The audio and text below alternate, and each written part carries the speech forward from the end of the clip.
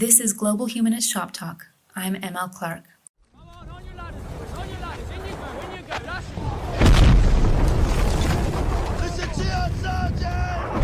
If anybody turns back this rifle, and you shoot them dead, do you understand?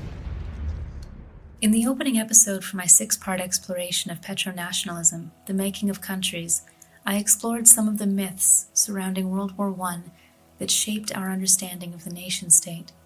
One of the most important was popularized at the end of World War II, in large part by the historians Leo Gross and Hans Morgenthau. In 1948, for the 300th anniversary of the Peace of Westphalia, these two Jewish émigrés from Austria and Germany advanced a story about the modern nation-state that drew on that ancient history of the treaties established after the 30 Years' War, a messy European affair involving the Holy Roman Empire encroaching on various national governments.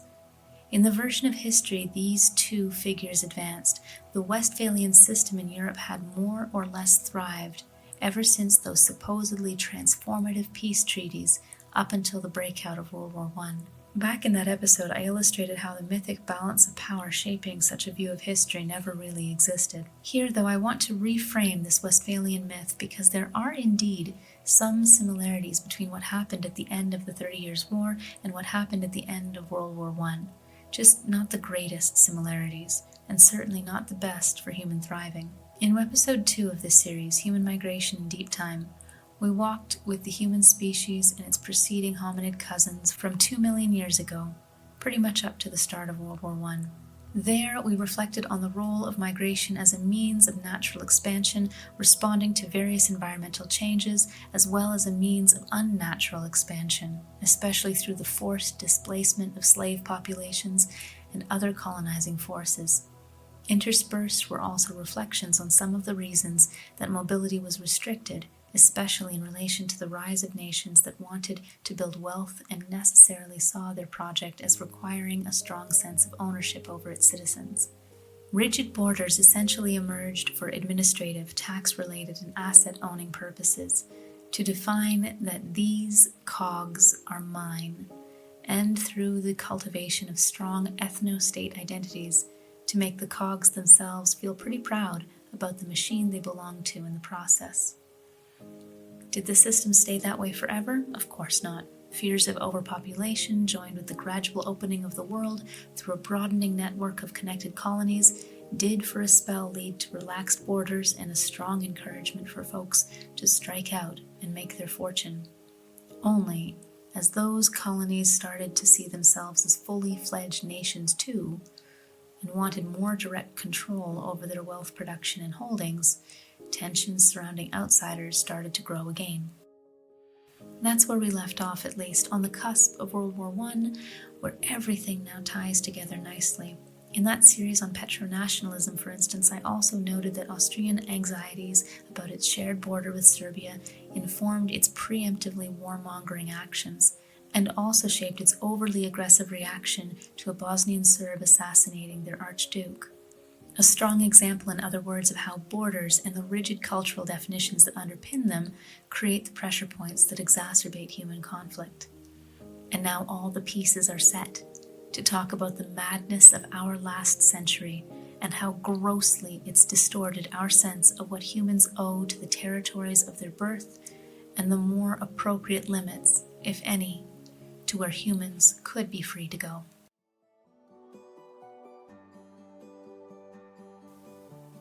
After all, it's that mental flip, that moment when we better understand how agency can be enhanced or lessened by our policies and cultures, which this humanist podcast always sets out to explore, one everyday object or concept at a time. You're listening to Global Humanist Shop Talk, and for 6 episodes, we're moving through different landscapes in the world of mobility rights and displaced people, our past migrations, our present crises, and the future of movement we deserve.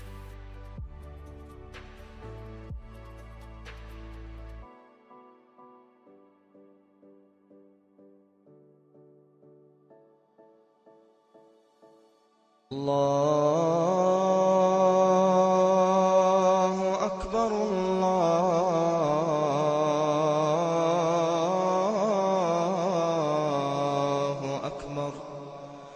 الله أكبر الله. Do you remember when you first learned about fluid territories, places on the map that weren't as rigidly defined as their borders first suggested? I was perhaps a little later to the game than some, around 15 years old, after 9/11, when the event brought my attention to more global geography than I'd ever considered before. That's when I learned about ungoverned spaces in countries or regions like Pakistan, places where the government has not been able to establish its writ across all geographical boundaries. Some analysts suggest up to 60% of Pakistan's territory falls into that category, which is why it was quickly embroiled in a lot of the war on terror rhetoric and military operations suddenly flooding our airwaves. That's where the terrorists lived. Instead, those parts of Pakistan had tribal areas and included regions where local non-state actors dominated. This was nothing like traditional civil wars I'd heard about before. No one was at war exactly in these regions. The government had more or less waved its hand and made a claim to all these lands on paper, in theory, even though in practice local authorities governed themselves. What an absolute trip that was to learn about this phenomenon. I remember going back to my map of the world and tracing other rigid borders there. Borders that looked so easily defined, so absolute, especially with the clear, full color coding for countries on either side. This is part of cultural indoctrination into nationalism, as I explored in my first series of Season 2 on petronationalism. We're given as children to think that the world is a much more rigidly defined place than it really is. And our histories do us no favors either, at least in the West. It would take time for me to learn that most of the world's current borders did not exist, and certainly did not gain their current rigidity until after World War I, and that most of the borders we live with today were set in the 20th century. I'm Peter Jennings in New York. Just a short while ago, astonishing news from East Germany, where the East German authorities have said, in essence, that the Berlin Wall doesn't mean anything anymore. The wall that the East Germans put up in 1961 to keep its people in will now be breached by anybody who wants to leave. The East German media chief in the Communist Party said a short while ago that anyone who wants to leave East Germany and go anywhere in the world is free to do so. Anyone who wants to leave East Germany and travel to the West and return will need a visa, but visas will be granted, it is said, immediately or at least urgently by police stations all over the country. Certainly it helped that over my childhood I saw the maps change in real time. The fall of the Berlin Wall, the fall of Yugoslavia, a country that only came into being after World War I, I might add. And even regional shifts, like the establishment of Nunavut as a new territory in Canada. But still, the overall heft of those rigid lines on the map had scored themselves into my consciousness, my sense of national identity and its value. If you were within this line, you belonged to this place. If the line changed, you belonged to some other place. Or, depending on the cruelty of your local administration, maybe you no longer belonged anywhere. Maybe when your state died, your national identity ceased to matter in the world, and you were stateless, just because of an administrative decision, mere pen to political paper. What then? Why on earth should something so arbitrary, so abstract, have such a huge impact on the outcome of everyday human lives? What happened to us as a species that we changed so much over a few fluid centuries from a people that routinely struck out for new lands and made new lives for themselves where they could, to this bureaucratic subspecies, Homo sapiens sapiens state citizen, that needed to know exactly what official grouping you belonged to count? The heartbreaking twist in our history in the West is that when the myth of a balance of power between nations was advanced after the end of World War II to explain what had been crafted and lost with the onset of World War I, was that it better explained the retributive nature of the Treaty of Versailles at the end of World War I. Then, a war-torn Europe was looking around at what its last 40 years had wrought, horrified by the 40 million lives lost not only to frivolous state conflict, but also a complete unreadiness for new military technologies to transform the state of war forever. And it wanted vengeance. It wanted a scapegoat, and it had one in Germany.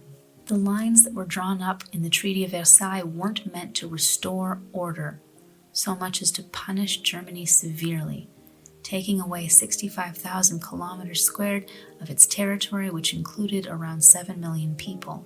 Germany was compelled to recognize Belgian sovereignty over Mornay, to give up holdings in the east, and to cede control not only to Eupen-Malmedy, Memel, Upper Silesia, the province of Posen, and Alsace-Lorraine regions, but also the output of its Saar coal mines to France. The League of Nations would also hold this last area in trust for the next 15 years, after which sovereignty would be decided by plebiscite. A similar plan was set up for Schleswig-Holstein and a part of southern East Prussia. Eastern Pomerania was also given to the new state of Poland under the rationale that this new nation needed access to the sea, along with the East Prussian Soldau area. Germany was also made to cede the city of Danzig and some of its surrounding territories, including a waterway to the Baltic Sea. The League of Nations thereafter established this territory as the Free City of Danzig. And of course, even with all this loss in territory, Germany was still under a huge war debt that it was expected to pay before it would be fully permitted to turn its economy to internal restoration. In some ways, this was far worse than the sharp divisions drawn up during the Peace of Westphalia, which also involved a whole network of specific treaties recognizing and ceding territory between respective warring nations 300 years prior. But the same principle held, quite devastatingly, as we would soon see with the rise of political actors leading into World War II. Is it really any surprise that, in the wake of such heavy-handed fixations on borders, on the construction of rigid new national identities, a humiliated and overly punished people would find comfort in a renewed nationalism all their own, a repudiation of broader European society, when broader European society had already so thoroughly demonstrated its contempt for everyday German citizens? Rhys-Jones wouldn't write violent borders, refugees, and the right to move for almost another century, but the underlying concept of that book, the idea that the existence of borders and specifically, quote, state attempts to contain populations and control resources and opportunities, end quote, is itself a form of violence, is nothing new to our species. Every time we deepen our geographic divides, we also deepen the strains that these divides cause, the pressure points they intrinsically create.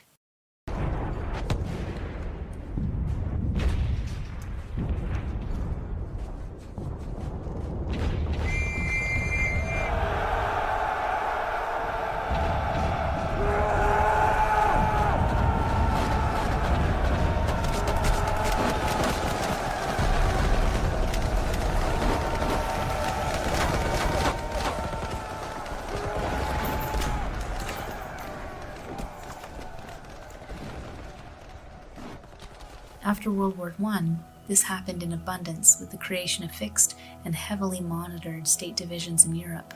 After World War II, this happened again, and often in some tremendously complex ways, such as when a still very anti-Semitic world advocated for the creation of a rigidly defined state for a demographic that had seen 6 million slaughtered, not just by Nazi Germany, but also by the rest of the West's failure to halt anti-Semitic sentiment closer to home.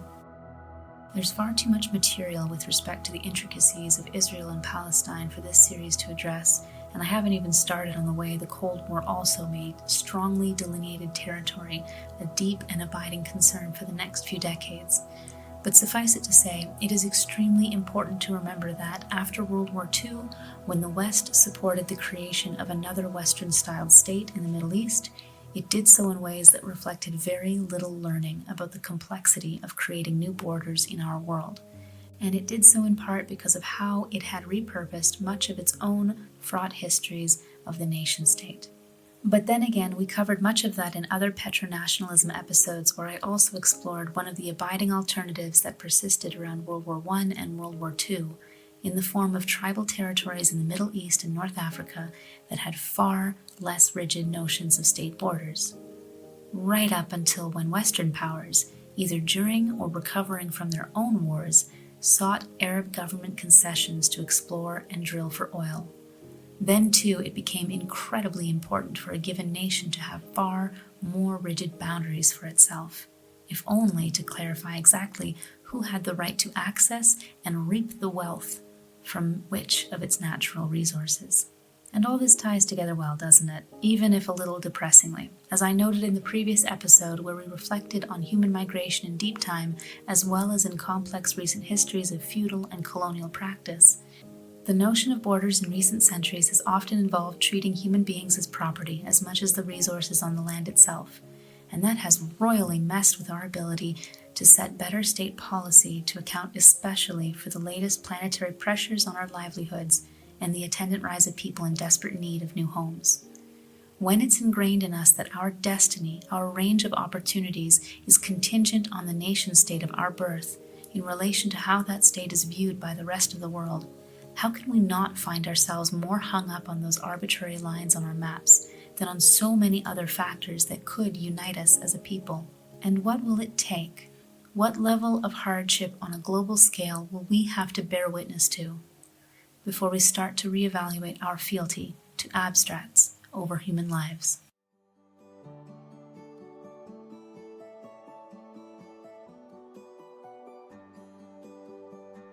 This has been Global Humanist Shop Talk with M.L. Clark. Maurizio Ferraz is my one-man dream team of an audio production specialist. Studio space and resources were provided by Agencia El Grifo, and all further credits for cited and referenced content can be found in attached episode notes. All of this would not have been possible without my patrons, the vast majority of whom support me through Patreon. You can also follow my work at Better Worlds Theory, a weekly newsletter at mlclark.substack.com. None of us excels without the support of a community, and I am deeply thankful to have found mine. Be well, be kind, and seek justice where you can.